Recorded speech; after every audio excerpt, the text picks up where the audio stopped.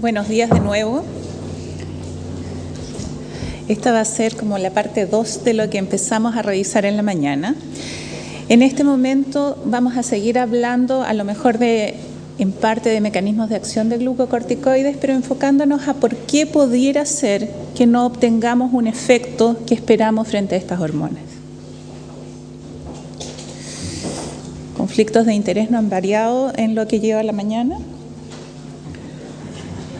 En cuanto a la resistencia a glucocorticoides, primero podemos hacer dos distinciones bien grandes. Una son aquellas que los llamados síndromes de resistencia generalizadas a glucocorticoides, si ustedes quieren, que corresponden a mutaciones naturales en general en el gen del receptor de glucocorticoides, que son de agregación familiar, tienen fenotipos variables, pero que son cosas extremadamente raras de presentarse y que en general no son aquellos pacientes con los que nos toca lidiar todos los días.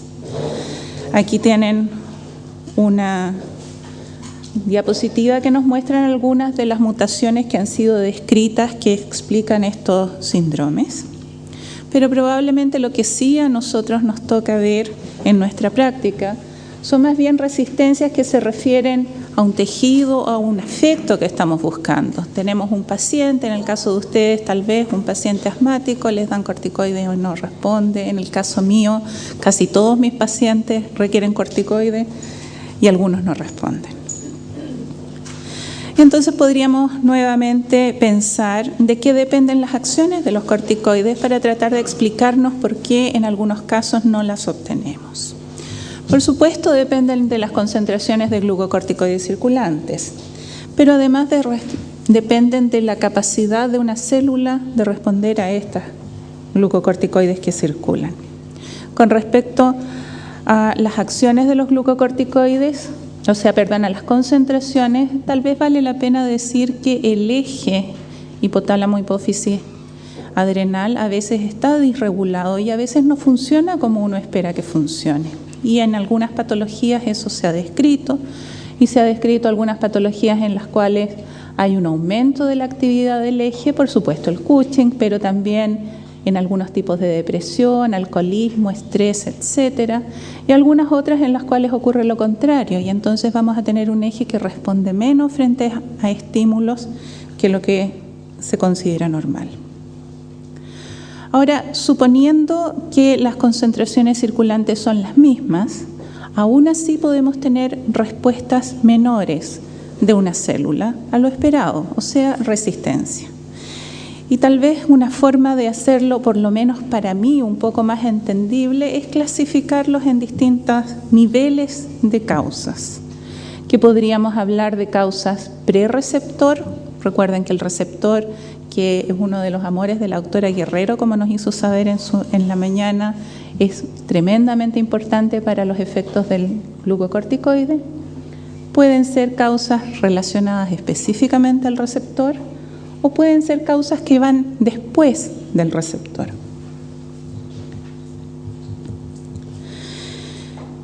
Prereceptor, pero ya dentro de la célula, podríamos tener una falla de respuesta celular porque en realidad las concentraciones intracelulares para una misma concentración plasmática de glucocorticoides bajan. O también podríamos tener alteraciones en las proteínas del complejo citosólico. ¿Se acuerdan esas que iban unidas al receptor y que estaban esperando el glucocorticoide en el citoplasma? Esas proteínas entran con una enzima dentro de la célula que lo metaboliza y lo transforma en un metabolito inactivo, incapaz de tener acciones. Esa es una de las causas por las que vamos a tener menos acción. Una de las enzimas clásicas que hace esto es la 11-beta-hidroxiesteroide deshidrogenasa 2, que por ejemplo en las células blanco de los mineralocorticoides está muy bien que esté expresada porque así evitamos que los glucocorticoides tengan acciones mineralocorticoides. Y de hecho, las acciones mineralocorticoides de estas hormonas, hipertensión, edema, etcétera, que nosotros vemos cuando usamos los glucocorticoides como fármaco, está dado porque estamos superando la capacidad de esa enzima. Pero esta enzima se expresa en muchas otras células y por lo tanto podríamos, con una mayor expresión, llegar a tener incapacidad de respuesta. Además, pueden existir transportadores en la membrana de la célula que sean capaces de exportar el glucocorticoide que entró. Y por lo tanto, para esta misma cantidad de corticoide fuera de la célula, vamos a tener menos adentro para ejercer acciones. Esta es la bomba que exporta los glucocorticoides. Y como habíamos dicho y recordábamos, estas proteínas, además que están unidas al receptor, pueden también modificar su afinidad en ciertos casos y explicar casos de resistencia. Todo esto lo podemos llamar prerreceptor. Dijimos que el receptor era un actor importante en las acciones de los glucocorticoides y por lo tanto también, y ya lo han expresado la doctora Guerrero y la doctora Díaz, cambios del receptor de glucocorticoides pueden inducir resistencia, ya sea porque hay cambios en la expresión de isotipos, por ejemplo, transcripcionales, hablábamos del alfa y beta, o de isotipos traduccionales, o habiendo los mismos receptores, porque estos receptores, después de ser producidos, después que ya tenemos la proteína, son modificados, porque sufren modificaciones post-traduccionales. Y eso quiere decir que a veces se fosforilan, se nitrosilan, y esto tiene consecuencias. Creo que ya los tenemos bastante convencidos de que este receptor beta es un dominante negativo. Esto es la primera evidencia que salió en la literatura, un paper del Journal Clinical Investigation del 95, en el cual hicieron un experimento in vitro, pusieron una celulita que no tenía receptores de glucocorticoides y le pusieron dentro o receptor alfa o receptor beta y le pusieron además lo que se llama un gen reportero. Eso quiere decir que es un gen que es regulado por glucocorticoides. Y se usa un gen que produzca una proteína que uno pueda medir. Una de las clásicas es luciferasa, porque uno ve si es que se prende la luz en la célula. Entonces, si tenemos que en ausencia de glucocorticoides la actividad de luciferasa es baja, o sea, no hay proteína porque no se indujo con glucocorticoides. Sin embargo, si transfectamos el receptor alfa y ponemos dexametasona, tenemos una actividad luciferasa alta. La cosa funciona. Si ponemos receptor alfa y beta en las mismas cantidades, con dexametasona pareciera no pasar mucho diferente de lo previo, pero si empezamos a aumentar las cantidades del receptor beta manteniendo alfa estable, la actividad del gen reportero se va inhibiendo progresivamente. O sea, beta inhibe la capacidad de alfa de actuar. Eso quiere decir que cambios en la expresión de beta pueden inducir corticoresistencia, o por lo menos eso es lo que uno piensa que pudiera ocurrir dados estos datos. Y eso solo es importante si en realidad se puede observar que beta cambie. Si no cambia nunca, daría lo mismo. Este es un experimento en un paper de John Sidlowski, en el cual lo que ellos hacen nuevamente in vitro es evaluar qué es lo que pasa si células inmunocompetentes las cultivamos en presencia de citoquinas proinflamatorias.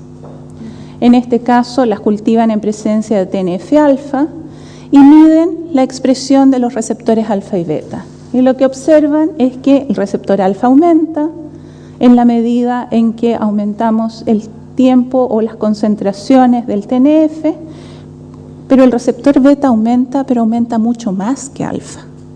Y lo otro que ven en este artículo es que esto se asocia a una menor capacidad de respuesta a dexametasona de la célula, lo cual nuevamente apoya que mayor expresión pudiera asociarse a resistencia y que además la mayor expresión de beta pudiera estar inducida en condiciones de citoquinas proinflamatorias, o sea, en inflamación, que es algo que vemos con regularidad.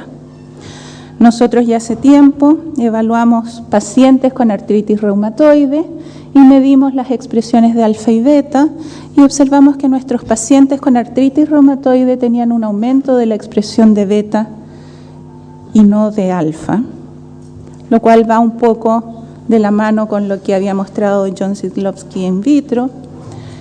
Y esta es una revisión en la cual les muestro que hay varias otras enfermedades de tipo inflamatorio crónico, en lo cual se ha descrito lo mismo, aumento de beta en colitis ulcerosa, también hay descrito aumento en asma y en hepatitis autoinmune, y se han ido sumando bastantes más a lo largo del tiempo.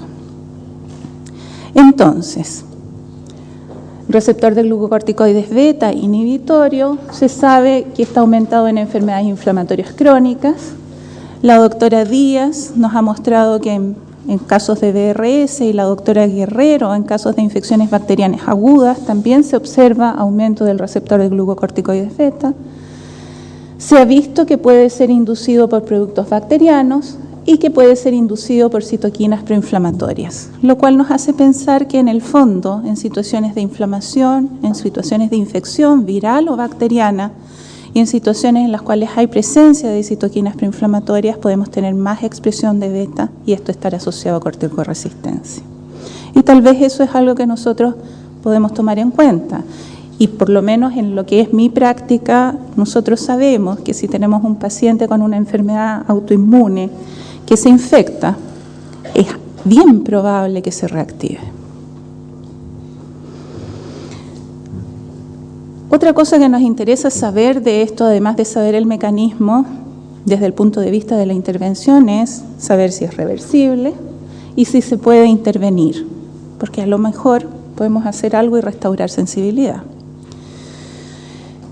Estos son un par de artículos en los cuales yo soy reumatóloga, así que en el fondo me dedico a evaluar ese tipo de patología. Evaluamos qué hacía el metotrexato sobre la expresión de los receptores de glucocorticoides alfa y beta.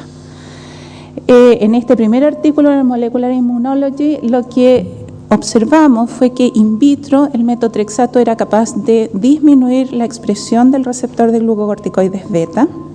Y en un artículo posterior vimos además que este efecto in vitro, evaluado en una primera muestra de pacientes antes de inicio de tratamiento, se correlacionaba con la respuesta a metotrexato 6 meses después de la terapia. Entonces, de alguna forma, uno quisiera creer al menos que el metotrexato primero es capaz de modular la expresión de beta disminuyéndola, y que a lo mejor de esa forma restablece una sensibilidad a glucocorticoides y dadas las relaciones con respuesta a terapia, pudiera ser, aunque no es una prueba completa la que yo les muestro, que sea parte de los mecanismos de acción. Yo creo que todos hemos escuchado esta cosa de usar metotrexato como ahorrador de corticoides en diversas instancias. Pudiera ser que el ahorrador de corticoides se deba efectivamente a que estamos haciendo las células más sensibles. Esas eran las isoformas transcripcionales.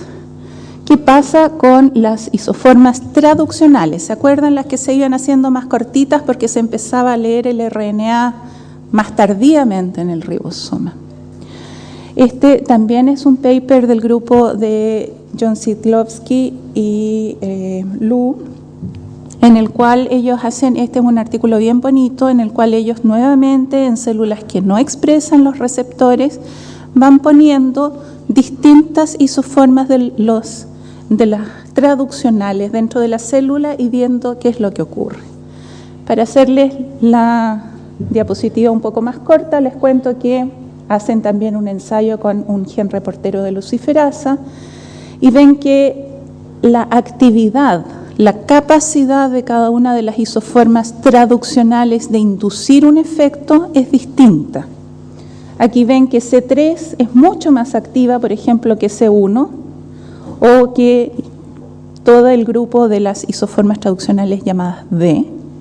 Y además que tienen unas afinidades por glucocorticoides distintas, lo cual quiere decir que si nosotros usamos distintas concentraciones de glucocorticoides, estamos reclutando en forma variable distintas isoformas traduccionales que van a tener actividades de intensidades distintas y que antes yo les había contado pueden tener efectos particulares. Les dije también que aún si no cambiamos la expresión de todos estos tantos receptores de los que les cuento, también podemos tener efectos a nivel de receptor por modificaciones posttraduccionales. Y eso quiere decir que podemos agregarles o quitarles fósforos a la proteína, o nitrosilarlos, o ubiquitinizarlos. Me cuesta mucho decir eso, pero me resultó. Y un ejemplo de eso sería, tal vez, si es que uno piensa en la activación de un receptor de una citoquina proinflamatoria. Casi todos esos receptores lo que hacen es activar enzimas hacia abajo que van fosforilándose unas a otras y a otras cosas más. Y una de esas quinasas, que son enzimas que fosforilan, puede fosforilar al receptor de glucocorticoides y de esa forma disminuir su acción. Por lo tanto, esa es otra vía por la cual en una situación inflamatoria podríamos inducir menor respuesta o resistencia. Finalmente, más allá de los receptores en sí mismos o de las cantidades de ligando, que es la hormona, la respuesta en la célula también depende del estado funcional de la célula. Recuerden que el receptor se tiene que unir al DNA para modificar la transcripción. Y esto, su capacidad de unir va a depender del empaquetamiento de la cromatina. La cromatina, si ustedes se acuerdan, el DNA va como enrollado junto a unas proteínas, y si es que esto no está abierto, es difícil que se una el receptor y empiece a existir transcripción. Depende de la presencia de activadores o correpresores para que la transcripción ocurra, y de la presencia, ya habíamos dicho, de otros factores de transcripción.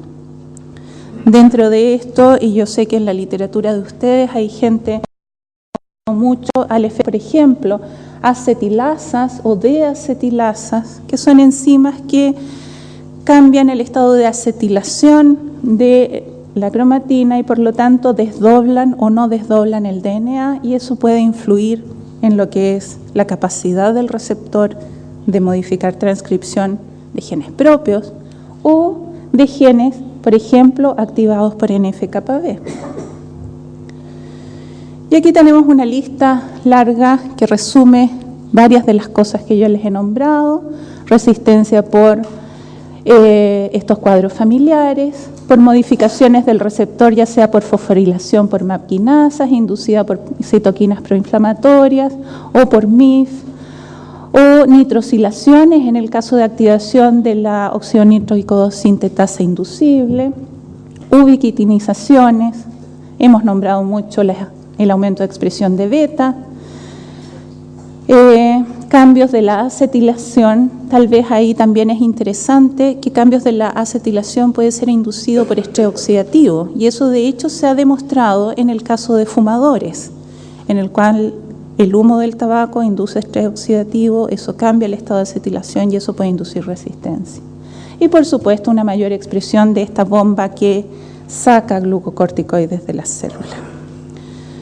El último mensaje que les quiero dar es algo que por lo menos a mí me llama mucho la atención, y puedo estar completamente equivocada, pero lo comparto. Este es un trabajo en el cual se evalúa una modificación transcripcional del receptor. Se le fosforila y se ve si fosforilándolo o no fosforilándolo, qué pasa con una serie de genes que son regulados por glucocorticoides. Esto que parece un par de arañas, diría yo lo voy a explicar bien básicamente porque yo tampoco lo entiendo más que eso, es la evaluación o la representación gráfica de qué pasa con genes relacionados, en este caso con crecimiento, proliferación y función inmune. En el caso del receptor wild type o en el caso de la modificación de la fosforilación. Lo único que yo quiero hacerles ver es que el cambio de uno a otro no es que uno induzca resistencia pensando en que si es que está resistente hay menos o no hay nada de efecto. La modificación posttraduccional implica que, por ejemplo, este gen rojo es mucha expresión, aquí se expresa menos que aquí. Pero si es que buscamos otro, que podría ser este verde, aquí está más que aquí este es verde y aquí no pasó nada. ¿Qué quiere decir con eso? Que una misma modificación va a cambiar la respuesta celular. No es que todo sea menos, sino que unos son menos, otros son más, otros que no se modificaban se modifican. Entonces, a lo mejor uno es capaz de que frente a esa hormona la respuesta celular es diferente.